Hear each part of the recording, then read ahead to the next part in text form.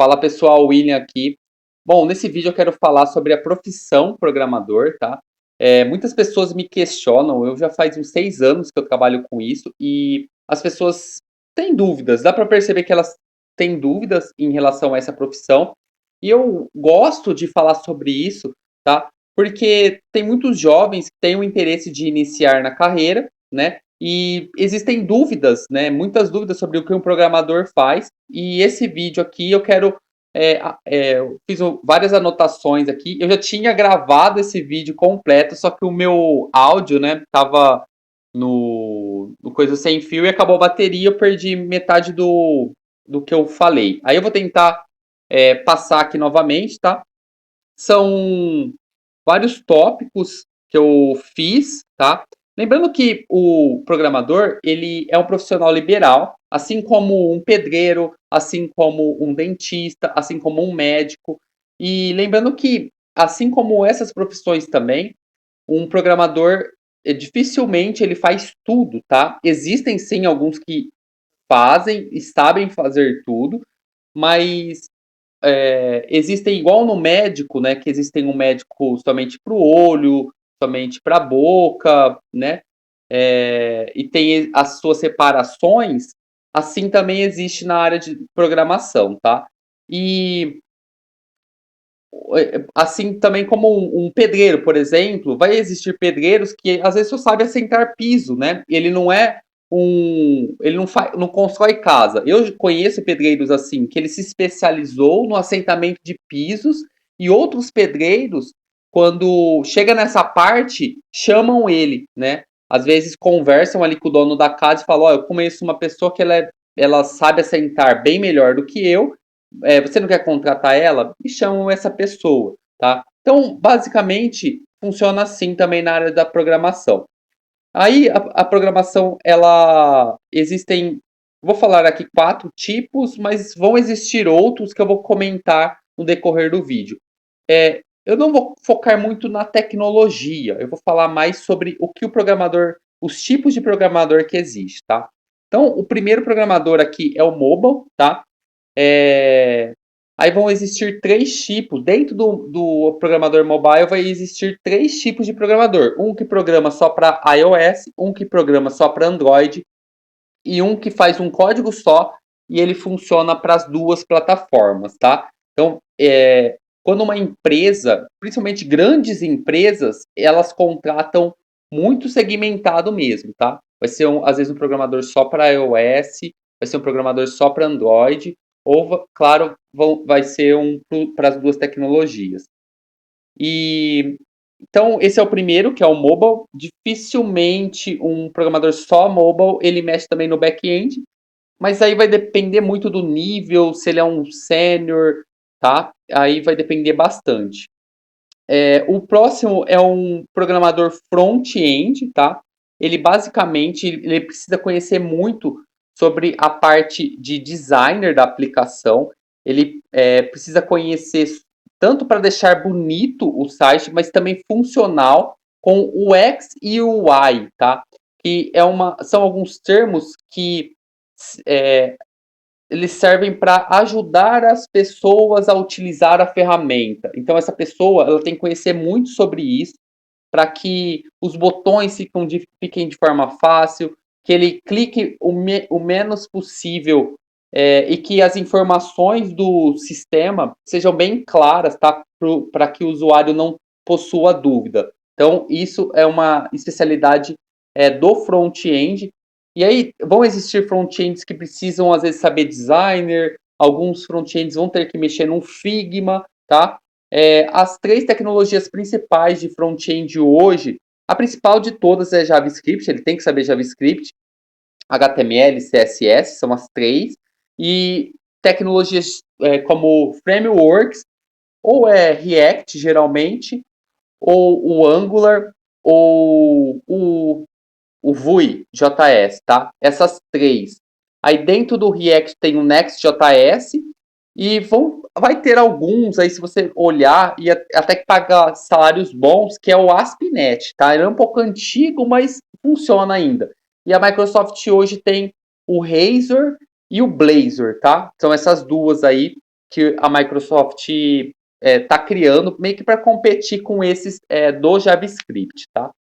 Bom, beleza. Agora nós vamos falar um pouco sobre back-end, tá? Programador back-end. Esse programador, ele é mais focado na parte da arquitetura do software, ele é mais focado na parte de comunicação com o banco de dados e também com outros sistemas, tá? Às vezes faz conexões com outros sistemas. Esse programador, geralmente, se for empresas grandes, que precise de um programador back-end, esse programador ele vai precisar ter um conhecimento sobre a arquitetura de software e ele vai precisar conhecer os tipos de arquitetura, por exemplo, MVC, ele vai precisar conhecer um Union Architecture, ele vai precisar conhecer o Clean Code, ele vai precisar conhecer o Solid, ele vai precisar conhecer arquitetura hexagonal, tá? Ele vai precisar conhecer os tipos de arquitetura, tanto para ele criar do zero o sistema,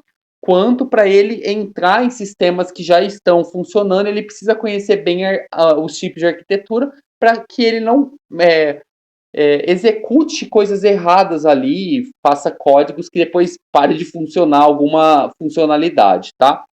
Então esse é o back-end. Agora nós vamos para o quarto tipo, que é o programador full stack, que basicamente une a parte do front-end com o back-end. E ele aí, do back-end, eu esqueci de falar, as principais tecnologias hoje no mercado aí é PHP, Node, C Sharp e Java. Vão existir outras diversas, eu só estou comentando as que mais possuem aqui, tá bom? As mais comuns, vamos dizer assim. Aí vão existir profissionais, então, como o full stack, que às vezes eles precisam saber muito do front, muito do back, ou um pouco de cada coisa, para entregar tarefas, ou às vezes mais rápido, de uma forma mais rápida, mas também vão existir full stack que pegam projetos de 1, 2 anos e vão ficar trabalhando naquele projeto por um longo período, tá bom? Vamos existir hoje, o que está muito em alta e uma necessidade que o mercado está cobrando de programadores é conhecimento de DevOps. O que seria isso? Esse profissional ele precisa saber subir uma aplicação sem precisar de outra pessoa, tá? Aí esse profissional precisa saber sobre Docker, às vezes sobre container. O que é Docker? Ele basicamente ele vai pegar uma cópia da máquina que ele está desenvolvendo, vai subir a imagem dessa máquina dentro do Docker, junto com a sua aplicação, vai criar uma imagem e aquilo ali, só com aquela imagem vai funcionar às vezes numa AWS, numa Azure ou numa Google Cloud. Então, esses três nomes que eu comentei, geralmente o mercado pede também para que a gente saiba mexer. Uma delas, tá? Não às vezes todas, mas dizem que sabendo uma, você consegue mexer nas outras.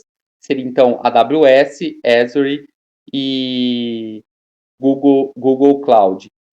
E também esse programador às vezes tem que saber um pouco sobre container e Kubernetes, que Kubernetes basicamente, se for precisar fazer vários containers de aplicações, o Kubernetes orquestra toda essa sequência, tá? Então são áreas do DevOps que o profissional precisa saber. Banco de dados, é claro que o profissional precisa saber, tá? Ele precisa conhecer a arquitetura de banco de dados, ele precisa saber se ele vai utilizar um banco de dados relacional ou NoSQL, tá? Qual tipo que ele vai utilizar, se ele vai utilizar um banco ali em memória, se vai usar dois tipos de banco na aplicação.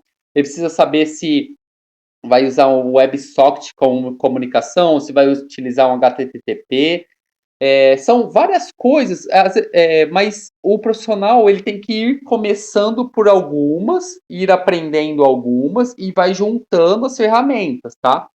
Então, um programador ele nunca sai da faculdade sabendo de tudo isso, já, assim, saber mexer, ele vai ter esses conhecimentos lá, mas com o tempo ele vai se especializando em alguns pontos aqui, tá?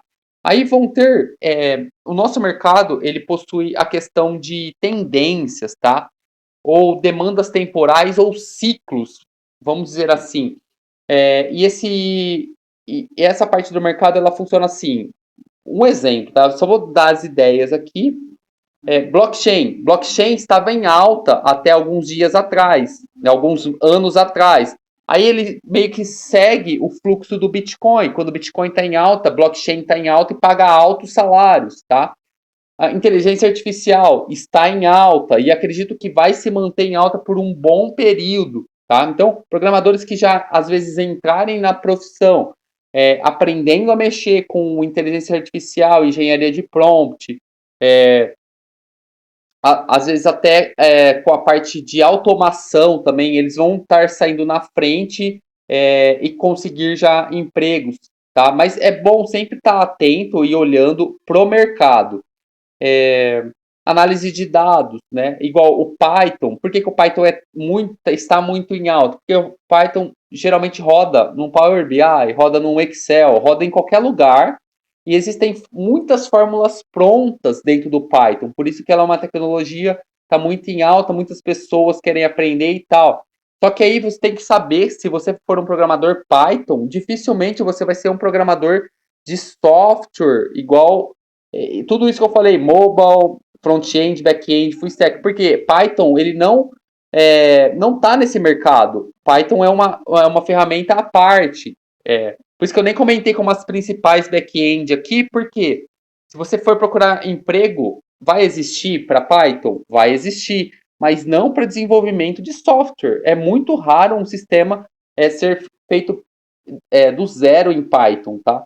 Geralmente vai usar as tecnologias mais famosas, porque vai ter profissional já para mexer naquilo.